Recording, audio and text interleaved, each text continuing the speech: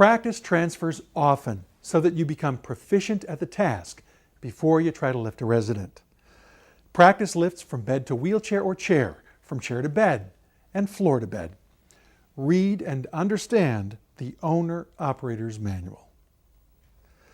Safety is most important when performing lifts, and that includes your safety.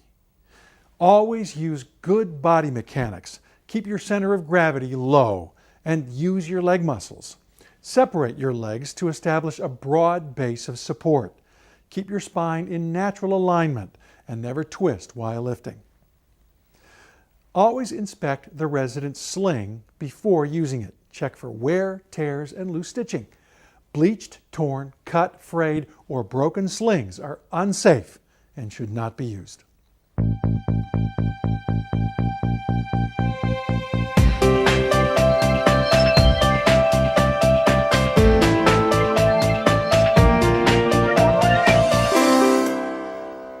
Invacare's Jasmine and Reliant series full-body lifts are valuable tools for lifting and transferring non-ambulatory, bedridden, or obese patients. These battery-powered designs make it easier to assist any patient within the weight capacity of the equipment. They can lift a person from a bed, a stretcher, a wheelchair, a commode, even the floor. And depending on the model, Invacare lifts can handle patients that weigh up to 600 pounds. To get a better understanding of a Reliant or Jasmine lift, it's good to know the parts. Basically, the lift is made of 3 assemblies: the base, the mast, and the boom. Let's start at the bottom and work our way up, beginning with the base. The base rides over the floor on these 4 low-friction casters. The rear ones are lockable. This is a feature that comes in handy when you're adjusting the sling for initial setup on the patient. You'll see later. Next are the legs. There are 2 of them, and they're adjustable. With the legs closed, the lift can be maneuvered more easily through doors, around furniture, and in tight hallways. Jasmine lifts and some Reliant lifts have motorized legs that open and close with the touch of a button. Other Reliant lifts, like this one, have manually operated legs. To make adjustments on these, you have to use the padded shift handle. It's pretty simple. To open the legs, grab the shifter handle with one hand and the steering handle with the other hand. Pull back on the shifter handle and move the handle to the right. The legs will open. Make sure that the handle drops into this slot to lock the legs into place. To close the legs, just reverse the process. Grab the shifter handle with one hand and the steering handle with the other. Pull back and move the shifter handle to the left and the legs will close.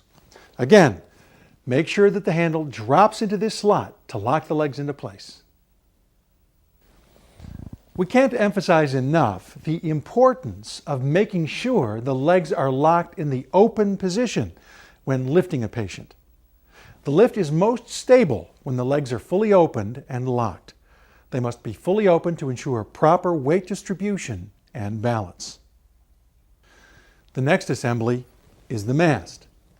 Here you'll find these ergonomically designed push handles, a hand pendant which houses the operator's controls, the battery, a control box, and the actuator which actually lifts the patient.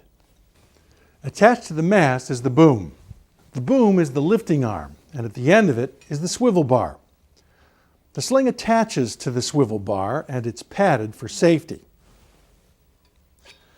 The boom is operated by using the controls on the hand pendant. With the push of a button, you can gently raise or lower the boom. It's very smooth and quiet. Power for these lifts comes from a 24-volt battery. Each unit comes with 2, and a wall-mountable battery charger. So you can have one battery powering the lift while the other battery is on the charger. It takes about 4 hours to fully charge a battery. You can make about 200 lifts before a battery needs charging, and you'll know when it needs to be recharged because this alarm will go off when the battery is low. With Jasmine lifts, the charger is designed so that you can mount it on the wall or on the lift itself. The Jasmine control box has a visual battery indicator that's like a fuel gauge, so you can know at a glance how much power is left.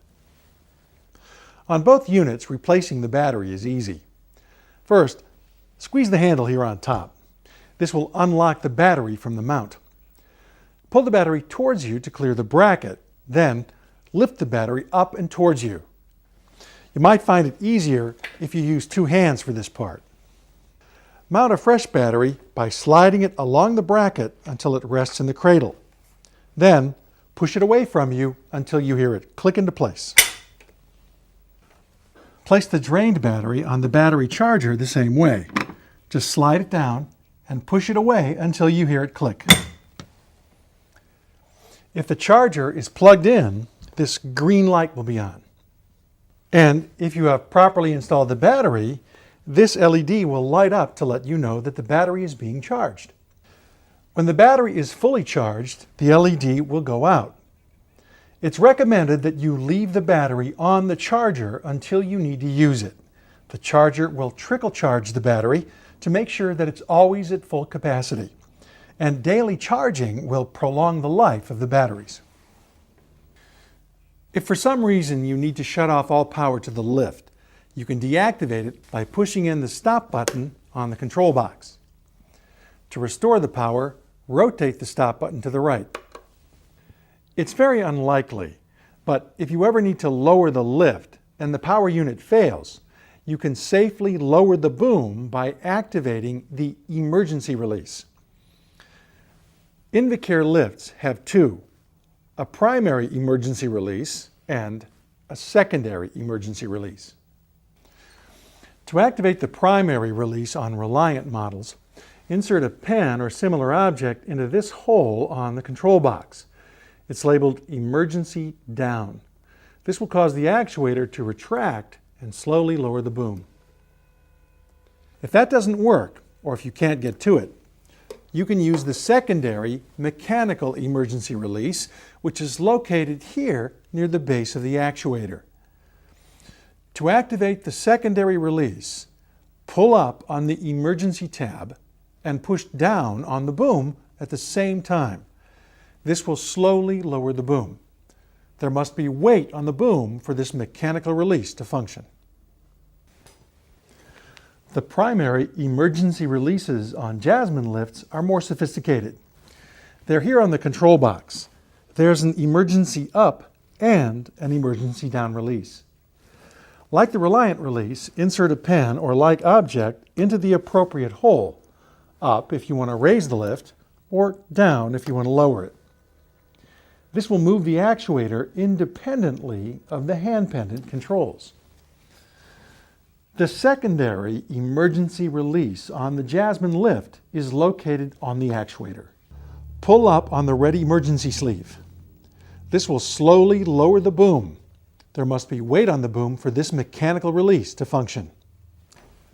Another safety feature built into all our battery-powered lifts is an anti-entrapment capability. An internal sensor will automatically stop the lift if it meets any kind of resistance while it's lowering. Invacare offers a wide selection of slings to meet most situations. They're constructed of soft, durable mesh or solid fabric with padded areas for extra comfort. Although one sling works for multiple residents, it's recommended that each resident be issued their own individual sling to meet their specific size, weight, medical condition, and transfer requirements. Always check with a physician before selecting a sling. Generally, slings fall into one of three categories: full body or comfort, divided leg or universal, or toileting slings.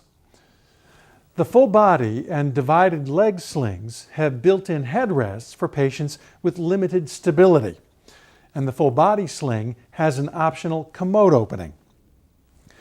The divided leg and toileting slings fit around a seated person and provide added comfort with padding under the thighs. Always inspect the sling before use. Check for wear, tears, and loose stitching. Bleached, torn, cut, frayed, or broken slings are unsafe and shouldn't be used. You can adjust the slings for different body positions by using different combinations of color-coded loops that are sewn into each strap. If you want to position the resident in a reclining position, attach the sling using the loops at the end of all 4 straps. If you want to position the resident in a seated position for the head, use the loops closest to the resident. And for the legs, use the loops furthest away from the resident. Most slings have reinforced grab straps sewn into the back to assist you in guiding your resident. And although Invacare lifts and slings have been designed so they can be safely operated by one caregiver, it's recommended that 2 caregivers perform all resident transfers. Before you attempt any kind of lift, make sure that you understand the resident's limitations and their ability to assist the transfer. It's a good idea to communicate with the resident throughout the process. If you explain each step as you work through it, your resident will learn the routine and become comfortable with it.